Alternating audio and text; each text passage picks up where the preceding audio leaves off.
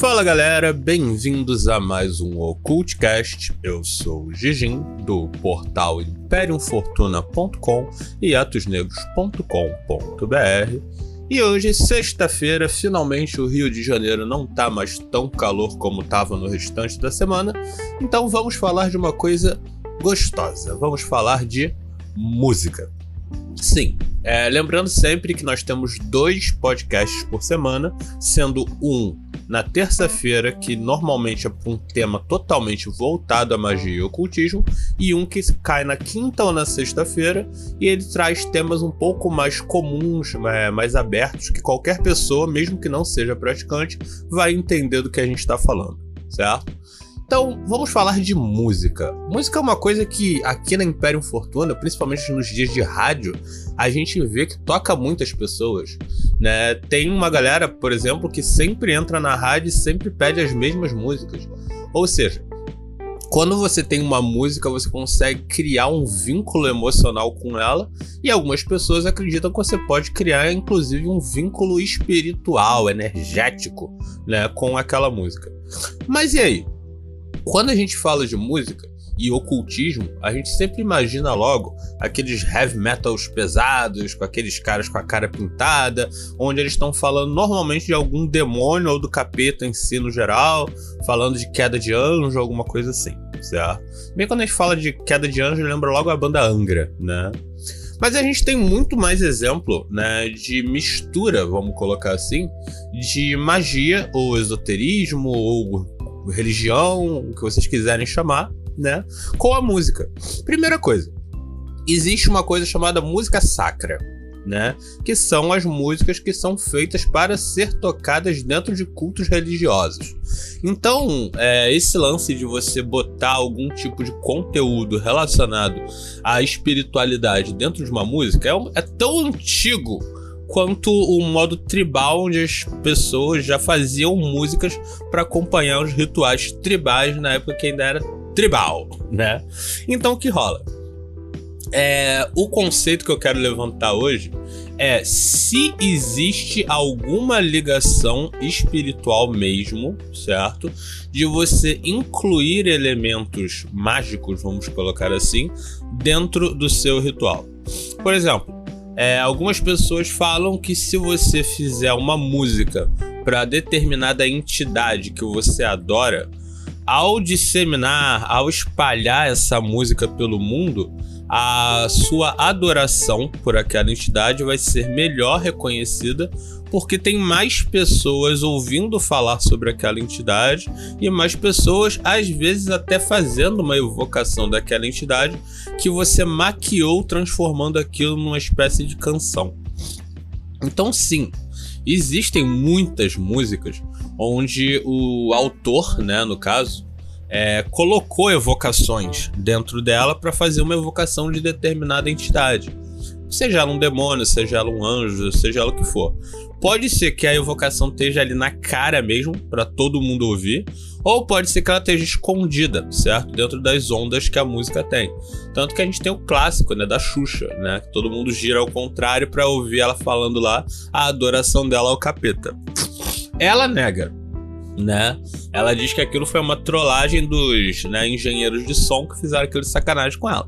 Bom, eu, né, não vou levar muito em consideração, porque houveram outros artistas que fizeram isso e colocaram piadas, colocaram mensagens engraçadas pra sacanear quem fazia isso com um disco deles. Hoje em dia tá mais fácil, inclusive, de você procurar isso, porque ninguém mais usa um vinil, então não precisa ficar girando, né, um disco ao contrário e tal. Mas e aí, essa mensagem que ela colocou escondida ali dentro, aquilo vai trazer algum benefício mágico pro trato que ela fez com a entidade?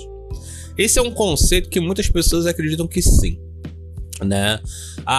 Pelo fato dela ter colocado aquilo e aquilo estar tocando e todo mundo tá ouvindo, realmente vai melhorar a fama dela com a entidade, porque imagina quantos discos a Xuxa vendeu, certo? Até hoje. E, inclusive, até hoje as pessoas ainda falam desse tema. Então, a memória sobre a entidade ficou incrustada na mente de gerações por causa da ideia infeliz da Xuxa de colocar aquilo escondido ali, mesmo que as pessoas tenham que se dar o trabalho para conseguir ouvir, ou seja, girar ao contrário. Quando você faz isso com uma música comum, né, tem várias, mano, hoje em dia então, porque antigamente fazer música era muito caro, hoje em dia qualquer pessoa com um celular consegue fazer música, né? Não que ela vai ficar boa, mas dá pra fazer. Então sim, vocês podem ter certeza que muitas pessoas já falaram: vou botar aqui uma evocação, vou botar aqui um banimento, um exorcismo, vou botar aqui uma prece pra Satanás. E isso tudo é bem comum e tem um público de nicho já pra isso. Mas e aí, funciona? Um dia desses eu tava ouvindo um ponto de macumba, né? E o ponto de macumba era pra Ganesha, saca? Utilizando aquela clássica, né? Canção de Ganesha. Ganesha, Sharanam, Sharanam, Ganesha e tal. Só que na batida da macumba, certo? E aí, até algumas pessoas me falaram: mas tipo, deixa os caras, né? Os caras, eles têm o culto afro, mas eles querem adorar o culto hindu, um deus do culto hindu, e pegar uma música, né? Um cântico que é do culto hindu e transformar em ponto de macumba, que é africano. Deixa os caras. Isso funciona? Então, aí que vem a questão, isso funciona? Se eu pegar uma música, um cântico de Shiva, e colocar ele numa versão technodance e tocar na minha boate, sacou? As pessoas ali dançando, elas vão estar evocando Shiva. Muitas pessoas acreditam que só pelo fato de estar ouvindo o cântico, mesmo que todo deturpado, isso já traria a presença de Shiva, certo? O que eu particularmente acredito que não, porque eu já fui em várias festas techno, né? E os caras usavam música tibetana, botavam mantra, botavam várias coisas, né, relacionadas à magia, etc., mas em ritmos eletrônicos e dançantes. E aquilo, apesar de ficar bem interessante, bem bonito de ouvir, aquilo não tinha nenhum apelo espiritual, energético mesmo. Por quê? Porque ele não está sendo feito do jeito correto, certo? Você cantarolar uma oração não vai fazer com que aquela oração tenha algum tipo de validade só porque você está repetindo ela em ritmo, certo? A oração, o cântico, né, tudo isso, os mantras, eles são ritualísticos, eles fazem parte de um ritual e todo ritual precisa de uma preparação. Então, você ouvir a música do Ganesha numa boate, cheio de balinha na mente, dançando com um monte de mulher que tu quer comer, com a intenção de comer alguém, certo? Suando que nem um porco, no calor da porra, cheio de gente, isso não vai ser um ritual pra Ganesha, certo? O máximo que esse tipo de conteúdo vai fazer é te dar uma certa curiosidade sobre quem é Ganesha, e aí depois você vai realmente procurar sobre o culto de Ganesha. Mas quando você tá ali fritando na pista, você não vai ter nenhum tipo de contato com Ganesha, ou com Shiva, ou com qualquer outra entidade que as pessoas estejam colocando ali.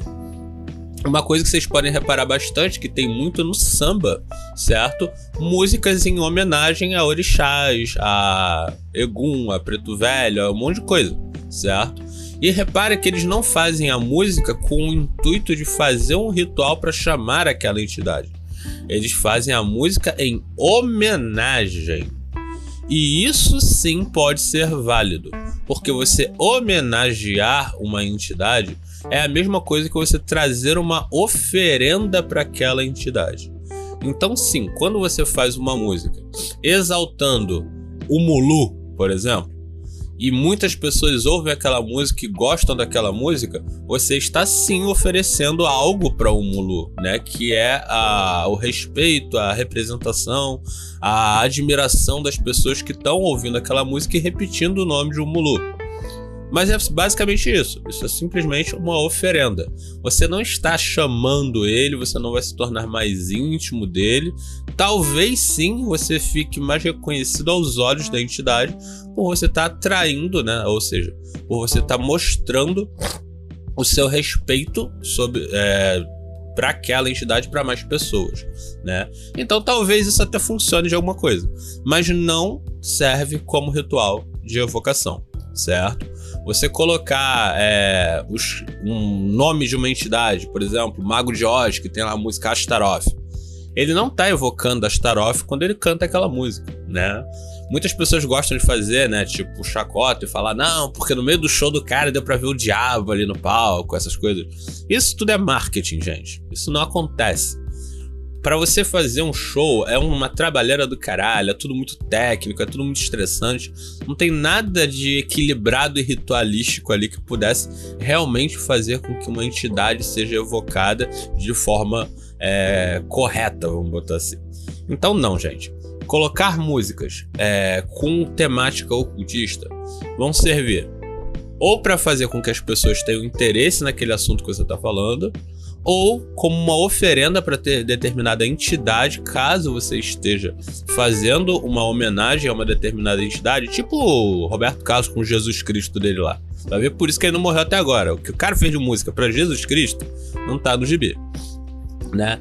Então é isso. Vou botar conteúdo, vou botar uma evocação, vou botar uma prece, uma oração, vou botar um banimento. Vai funcionar? Não vai.